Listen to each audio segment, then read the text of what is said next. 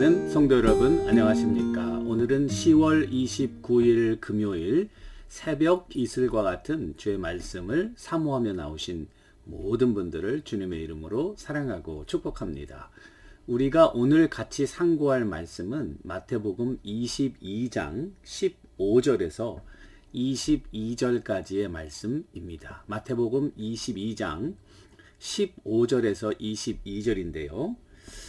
가이사에게 세금을 바치는 문제로 예수님을 올무에 넣으려고 하는 유대 지도자들의 악한 의도를 드러내는 그와 같은 말씀이 되겠습니다. 마태복음 22장 15절에서 22절 제가 받들어 읽도록 하겠습니다. 이에 바리새인들이 가서 어떻게 하면 예수를 말에 올무에 걸리게 할까 상의하고 자기 제자들을 헤롯 당원들과 함께 예수께 보내어 말하되 선생님이여 우리가 아노니 당신은 참되시고 진리로 하나님의 도를 가르치시며 아무도 꺼리끼는 일이 없으시니 이는 사람을 외모로 보지 아니하심이니이다.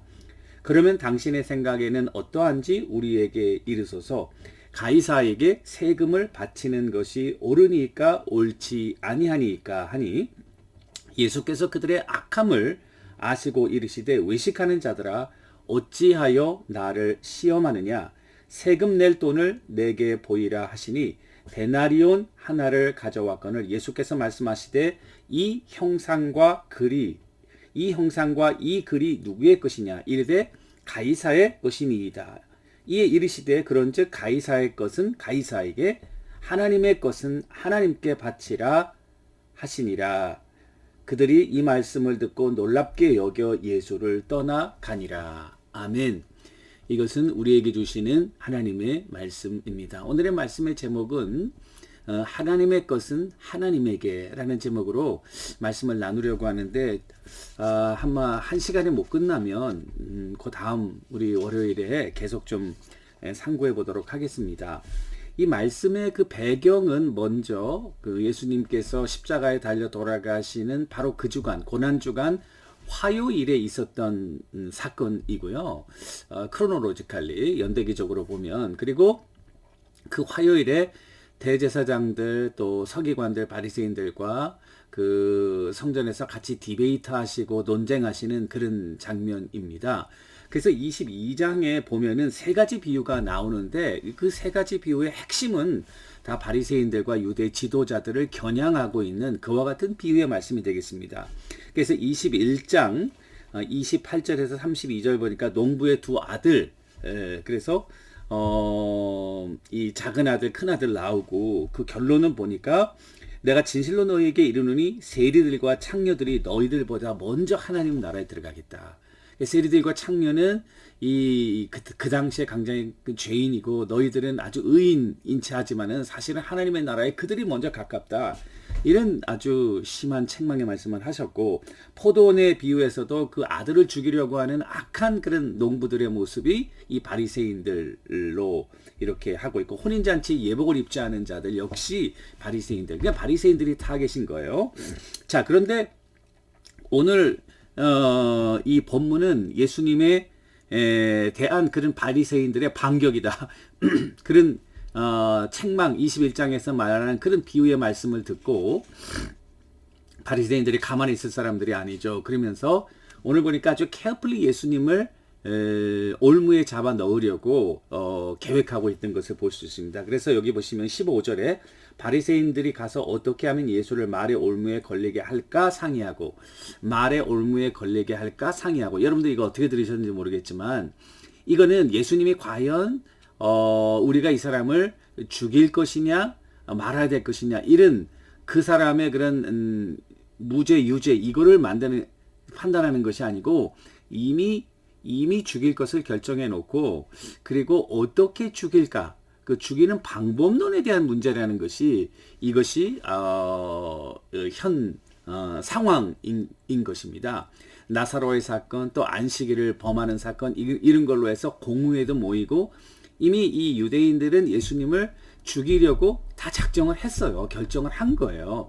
그러면 어떻게 죽일까? 그래서 그 올무에 넣어서 그 말에 이 사람만 말을 잘하고 말을 티칭을 하니까 그 말에 스스로 걸리게 만들어 가지고 이 사람을 함정에 빠뜨릴 수 있지 않겠냐라는 생각을 한 거죠. 그래서 이 사람들이 제자를 보내는데 바리새인들이 자기들이 전면에 나서지 않는 거죠.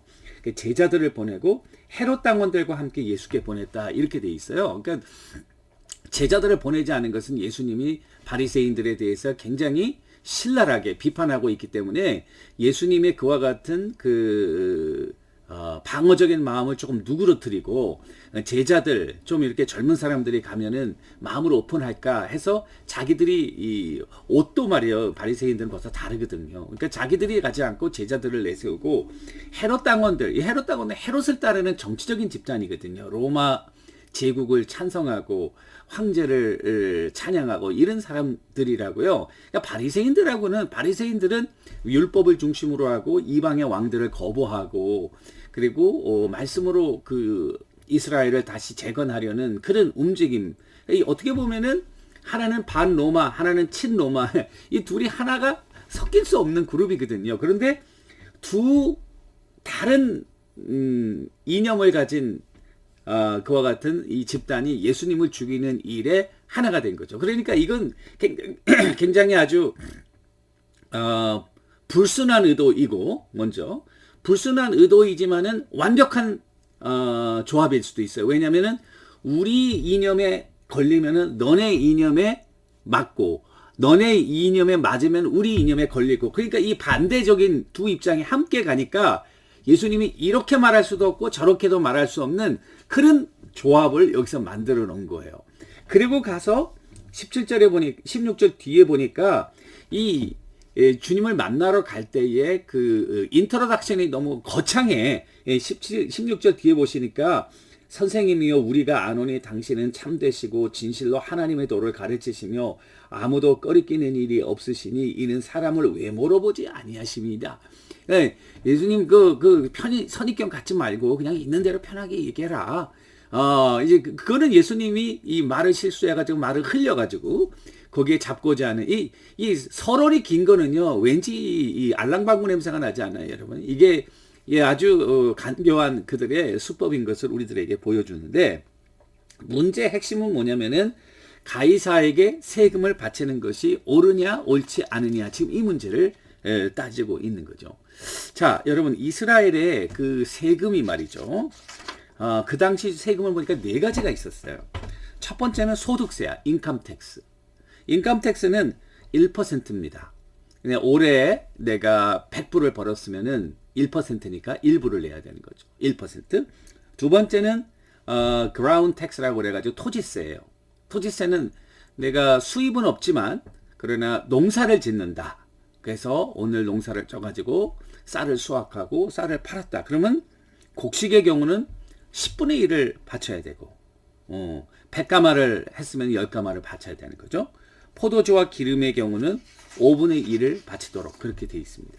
자, 세 번째는 인두세가 있는데요. 그거는 여러분 하루 일용직 노동자들의 임금에 해당하는 한 데나리온을 내도록 그래서 이게 퍼 캐피타죠.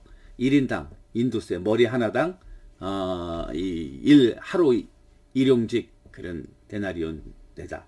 임금에 해당하는 노동은 남자의 경우 14세에서 65세, 여자의 경우 12세에서 65세. 그리고 마지막으로 네 번째는 성전세예요. 이건 이스라엘에게만 있는 세인데 성인 남자가 1년에 반세겔은 2데나리온. 그 인두세보다 성전세가 더 많은 거죠. 자, 문제는 뭐냐면은 가이사에게 이 세금을 바치는 것이 옳으냐 옳지 않으냐. 참 이게 단순한 것 같지만 단순하지가 않아요. 왜냐하면 가이사에게 세금을 바치라는 것은 가이사를 왕으로 인정하는 거예요. 그죠? 그런데 바리새의 입장에서 보면은요. 그리고 이스라엘의 전통적인 입장에서 보면 이스라엘은 신정 정치거든요. 왕이 없어요. 그리고 왕은 나중에 그들이 타락한 마음으로 이방처럼 우리도 왕을 달라. 그래서 사무엘 시대에 왕을 달라고 그래서 사무엘이 사울과 다윗을 기름 부은 거지. 이스라엘의 진정한 왕은 하나님뿐이 없다고요. 그러니까 이 가이사에게 세금을 바친다는 것은 가이사를 그 자기네 나라의 왕으로 또 가장 최고의 어토리티로 인정한다는 것이 되는 거죠. 이것은 율법에 어긋나는 신성모독에 해당하는 것입니다.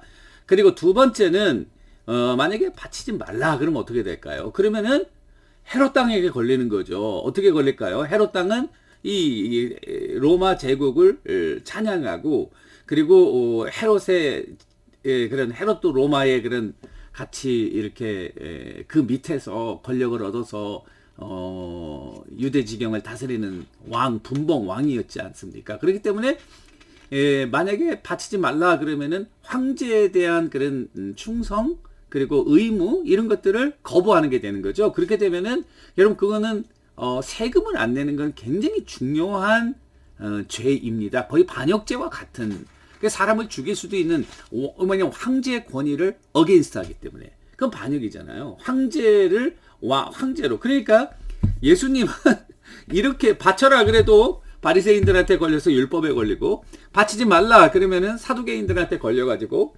이 로마법에 걸리는 이게 정말 이러지도 못하고 저러지도 못하는 그때에 주님께서 뭐라 그러냐면은 너희들이 악하다. 너희들이 왜 나를 시험하느냐. 그 의도를 먼저 드러내신 다음에 그 다음에 하시는 일이 뭐냐면은 그 우문현답이라고 그러죠. 어리석은 질문에 아주 간교한 질문에 우문도 아니죠. 이거는 악한 질문이야. 악한 질문에 아주 지혜로운 대답을 하시는데 그 뭐라 그러냐면은 어찌하여 나를 시험하느냐. 그 다음에 19절에 보시니까 예수께서 세금 낼 돈을 내게 보이라. 그 세금 낼 돈은 세금 낼 돈 보니까 이것이 셋돈이란 것은 캔소스라는 말인데 인두세를 말하는 거예요. 인두세. 그러니까 1년에 한 번 성인 남녀가 드려야 되는 바쳐야 되는 그 인두세. 그거 네 것이냐? 근데 거기에 여러분 그 데나리온의 형상은 거기 시저의 글이 있고 형상이 있었거든요. 뭐라고 되어 있냐면 Caesar as divine and chief priest. 시저 신 그리고 대제사장 이렇게 되어 있다고요.